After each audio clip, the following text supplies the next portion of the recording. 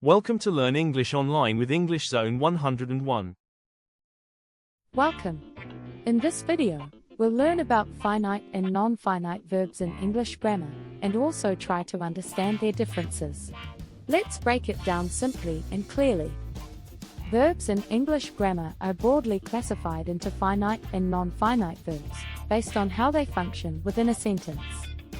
Understanding this distinction is essential for mastering sentence construction, especially when dealing with complex or compound structures. Finite verbs. Definition. A finite verb is a verb that shows tense, number, and person. It agrees with the subject of the sentence and can function independently as the main verb of a clause or sentence. A finite verb shows tense, changes with subject, can stand alone as the main verb.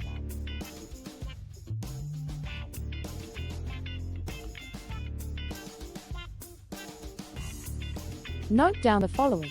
A finite verb expresses tense, past, present, or future.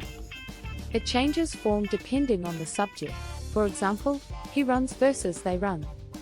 It is always required in a sentence to form a complete thought. Check out the following examples. She writes every day. The finite verb here is writes. Simple present tense, third person singular. They were playing football. The finite verb here is were playing. Past continuous tense, plural subject. I have seen that movie. The finite verb is have seen.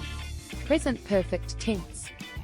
In each of the given examples, the finite verb is the principal verb plus the auxiliary verb, if there is any. Remember that finite verbs carry the essential grammatical information and act as the core of the sentence.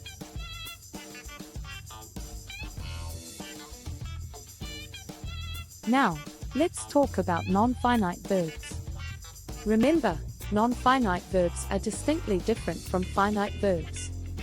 A non-finite verb does not show tense, number, or person. It cannot act as the main verb of a sentence and typically works with other verbs to add details or functions as a noun, adjective, or an adverb. There are three main types of non-finite verbs: participle, infinitive, and gerund.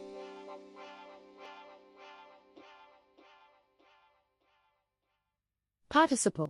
There are mainly two types of participle: present participle and past participle.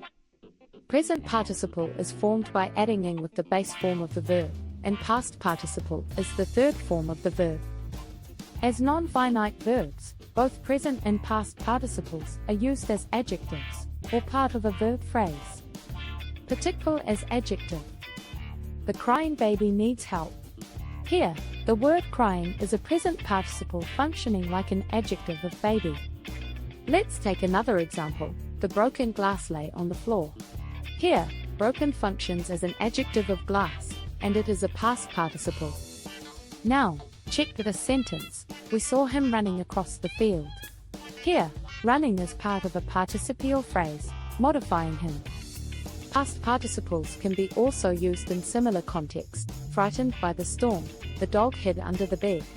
Here, frightened is past participle used in a participial phrase. Some grammarians also recognize a perfect participle as a distinct form. The form is having plus past participle. Perfect participle indicates a completed action before another action. Example: having seen the movie, he didn't want to watch it again.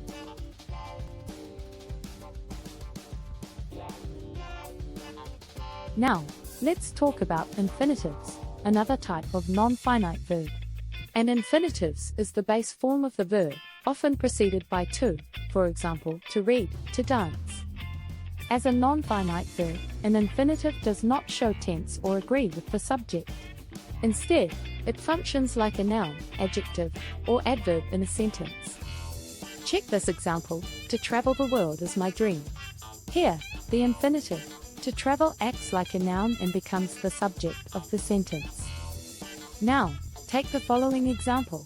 She has a book to read. Here, the infinitive, to read, modifies the noun book. Hence, it functions as an adjective. As an adverb, the infinitive explains why something is done, purpose/reason. He studies hard to pass the exam. To To pass modifies studies a verb.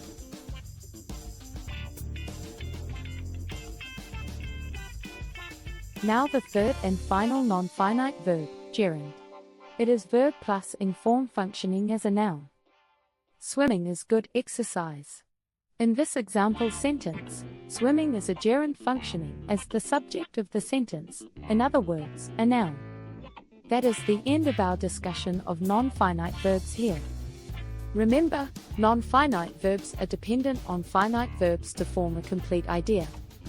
Now, check this comparison chart of the features of finite verb and non-finite verb. Things to remember.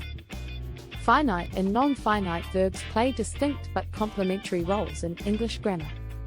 While finite verbs anchor the sentence in time and agreement, non-finite verbs provide additional descriptive or functional elements. Mastery of both is key to effective communication, especially in constructing complex sentences and understanding grammatical relationships.